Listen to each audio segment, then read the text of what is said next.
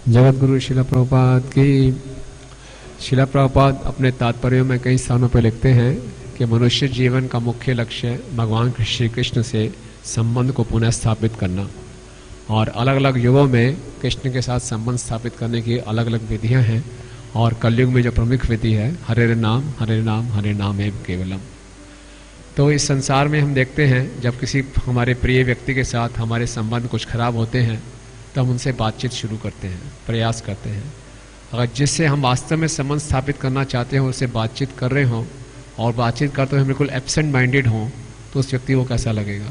उस व्यक्ति को ये लगेगा कि ये व्यक्ति बिल्कुल भी रुचि नहीं रख रहा मुझसे संबंध स्थापित करने में। और इतने एब्सेंट माइंडेड हों तो लगेगा कि उसको लगता ही नहीं कि इस व्यक्ति के लिए मेरा कोई अस्तित्व है। इसलिए जब हरे कृष्ण महामंत्र के जप के द्वारा, कीर्तन के द्वारा हम भगवान के साथ संबंध स्थापित करना चाहते हैं, लेकिन इसको एब्सेंट माइंडेड करेंगे तो इसको ऐसा लगेगा कि जैसे हम भगवान के अस्तित्व को ही नकार रहे हैं। ये एक प्रकार का इम्पर्सनलिज्म है, ये भगवान के प्रति द्वेष दिखाता है। हम भगवान में संबंध में कोई रुचि नहीं रखते। और अगर दूसरी तरफ अगर संबंध स्थापित करना चाहते हैं और वास्तव में, क्योंकि संबंध टूटा नहीं है, संबंध तो सनातन है। हमें वंश जीव लोके जीव भूत तो सनातना, केवल हम भूले हैं, भगवान नहीं भूले। और कृष्ण तो बहुत आतुर हैं संबंध स्थापित करने के लिए। और अगर हम थोड़ी सी भी सिंसेरिटी दिखाते हैं हरे कृष्ण महामंत्र के जप में कि हे कृष्ण मैं आपसे संबंध स्थापित करना चाहता हूँ, आप मुझे स्वीकार कर लीजिए, तो कृष्ण तुरंत अपनी कृपा दिखाते हैं। चैतन्य महाप्रभु सनातन गोस्वामी को बताते हैं, कृष्ण तुम्हार हईते यदि बलि एक बार, माया बंद हईते कृष्ण तारे करे पार।